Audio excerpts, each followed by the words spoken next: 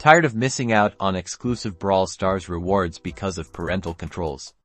Let's unlock that Brawl Pass together, even with those restrictions in place. First things first, grab your parent or guardian's phone and head straight to the Settings app.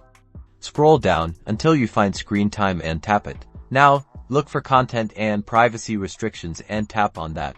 This is where the magic happens. Tap on iTunes and App Store purchases. This is where we control what can be bought and downloaded. You'll see in-app purchases. If it's set to don't allow, tap it and change it to allow. Make sure your parent or guardian approves this step, explaining you need it for the Brawl Pass. Now, jump back into Brawl Stars and head to the Brawl Pass section.